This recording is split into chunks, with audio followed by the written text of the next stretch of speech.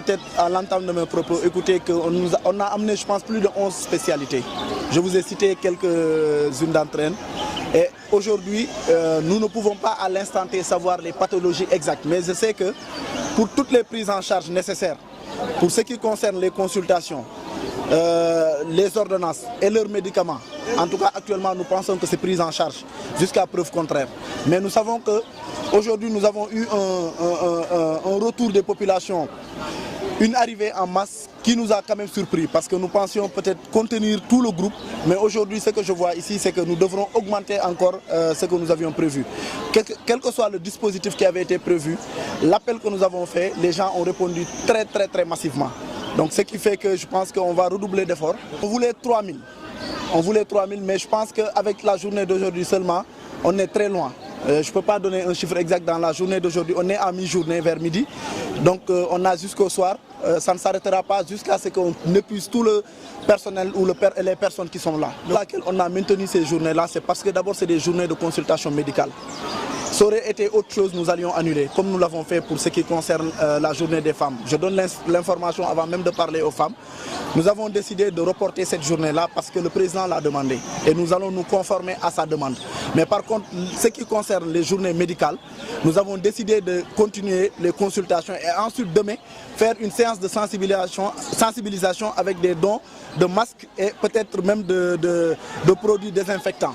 Nous sommes en train de nous organiser pour que ce qu'on aurait dû faire hier en termes d'activité, que ça soit peut-être transformé en une sensibilisation générale avec à notre chevet l'agence de la couverture maladie universelle, avec laquelle nous avons décidé de travailler pour enrôler plus de 5000 personnes. Donc demain il y aura une grande activité, mais surtout de sensibilisation, parce que nous ne pouvions pas annuler des séances de consultation médicale.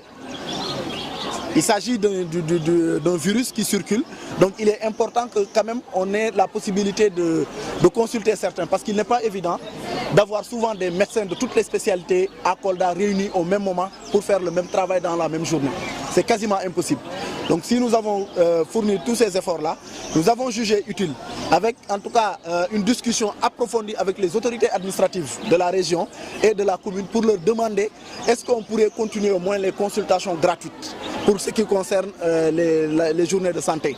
Tout ce qu'on faisait comme rassemblement, on reporte à une prochaine fois, sauf pour la journée de demain, où à 15h, 16h, nous avons décidé quand même de réunir les gens, les sensibiliser, lancer les enrôlements pour la couverture maladie universelle et surtout faire quelques actions à l'endroit des populations pour ce qui concerne le coronavirus. Je pense que nous sommes tous des fils de Kolda et que chacun a peut-être un domaine de compétences qui lui est dévolu. Certains ont des domaines de compétences régaliennes.